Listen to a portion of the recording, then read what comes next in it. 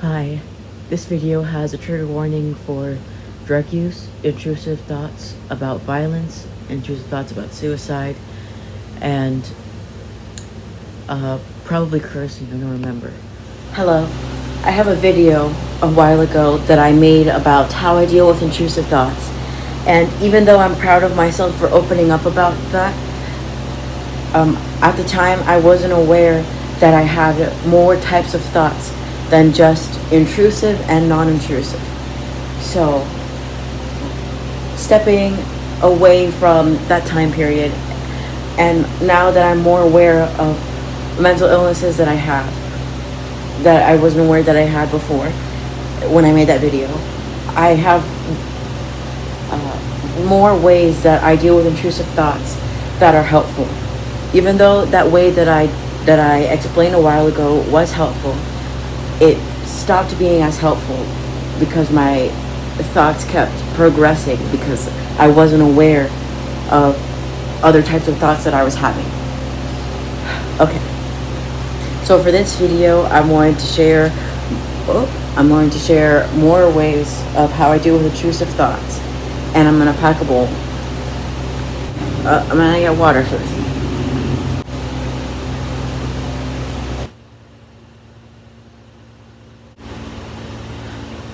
The method that I shared in the previous video was visualizing a list. So all of my thoughts, they were just on a list. On one side was intrusive thoughts and the other side was non-intrusive thoughts. And once I was able to categorize, okay, this thought is an intrusive thought, then I visualized myself crossing it off the list.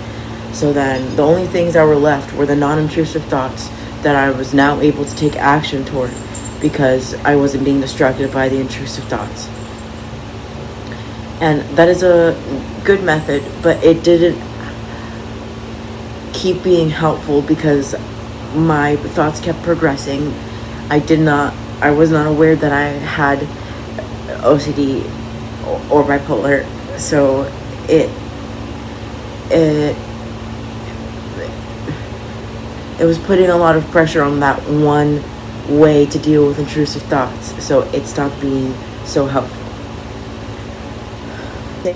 Earlier, I tried to record the same video, but I fell into the trap of feeding into the thoughts by explaining them.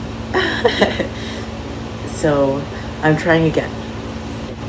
The way that dealing with intrusive thoughts is going to work is if you don't buy them because they cost too much. So if I buy an intrusive thought, that's when all of the thinking and compulsions start. When I think a thought and then I keep thinking and questioning and trying to cancel it and trying to analyze it, that's what is buying into the thought. It's giving energy to the thought. So to deal with intrusive thoughts, it's important to recognize that I'm separate from my thoughts. Because before, when I was younger, I was only acting on intrusive thoughts because I was so unwell. And I wasn't aware of that. And now I am because I'm educated, but I wasn't. I wasn't before. I was acting solely on intrusive thoughts, and that was a really difficult time. I'm glad that I got better than before, especially in high school. Damn, that was the worst. Now I'm going to talk about dealing with violent intrusive thoughts. So this deals with toward myself, toward other beings outside of me, and toward people in positions of power, political people. It's not ever specific people for the political stuff. It's just the idea of it.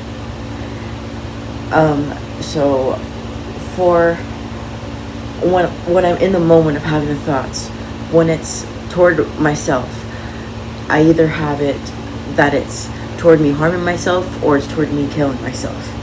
So when it's toward me killing myself, it is putting space between me and that thought. So trigger warning. Eddie, fucking kill yourself. Not said so nicely. I'm having a thought of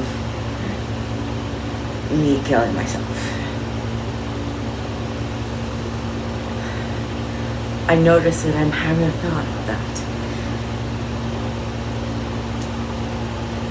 I'm sure I'm aware that I've noticed that I'm having a thought of that.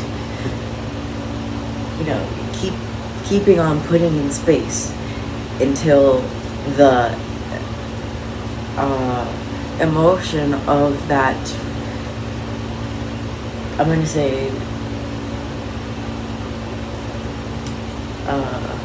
hopeless feeling is not so in my face.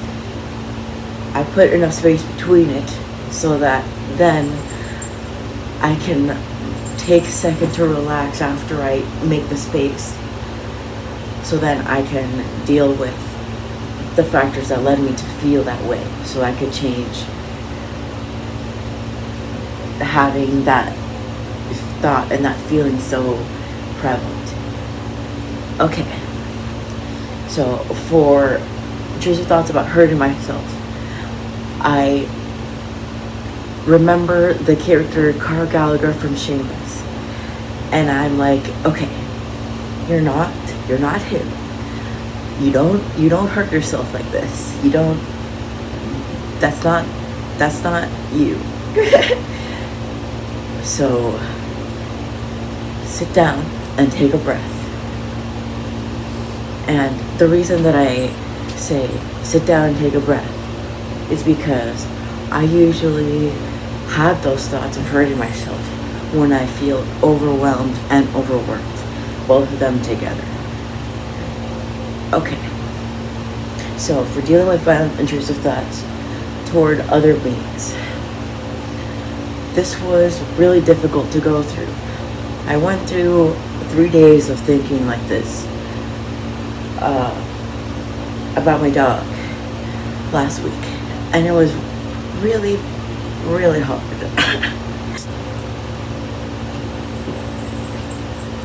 Okay,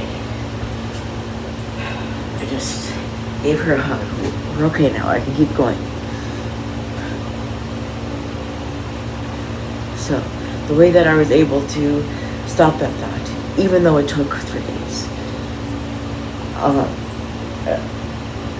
was by repeating to myself after each time I had the thought of reassurance of, hey, you're not a violent person. This thought is not an action you actually want to take. This is an intrusive thought. And I had to reassure myself to memorize the way that it felt to believe it. And that it took 3 days. So much. But I did it. And now I am much more calm surrounding my dog in every way. In every way possible. I feel our relationship has improved a lot because I was able to deal with those thoughts. But I'm really proud of myself that I did that, because I did it without help. And the last type of intrusive thought is toward hurting the government, political people in power. Yeah. So the way that I stop those thoughts when they happen is I say, okay, listen, this is an intrusive thought because you are a soft activist. You're not a guns a blazing activist. So don't feed into this thought. Don't buy it. It's not you. This next section is about, I guess, a way to identify the intrusive thoughts when they're small, when they're like everyday small intrusive thoughts. Just OCD things. Every time I have one, it feels like my body is tensing up and moving a little bit forward. It feels like my energy is just moving a little bit forward. I don't know how else to describe it. So whenever I feel that physically, that's when I can identify this is an intrusive thought. So when I have a thought and it shows up as text, I imagine it wiping away. Like if a thought shows up as a sentence, I just, yep. If a thought shows up as a picture, then I imagine the MS Paint border, and then I press either X or I color fill it. So, and then it's dealt with.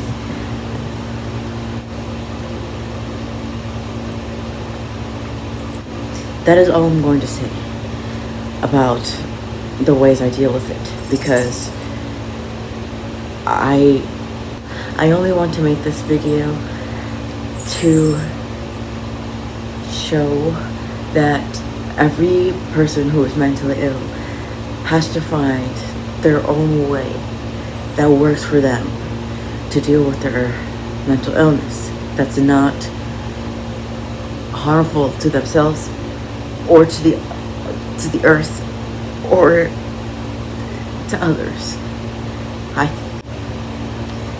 I have 2 cards from my CBT deck, and one of them is, should you worry? It is hard to let go of chronic worries, in part because our minds often tell us we need to worry about something, and that worrying is in some way useful, even if we can't control the outcome. Notice if this belief is driving your worry today, and give yourself permission to let go of unproductive trains of thought. The second one is, thoughts are not facts. We often assume our thoughts are simply observations about what is true. I'm pathetic, or nobody cares about me, can feel as real as the sky is blue. Be on the lookout today for interpretations you're making about yourself, others, or the world. Realize that these thoughts are stories your mind has created that may or may not be true.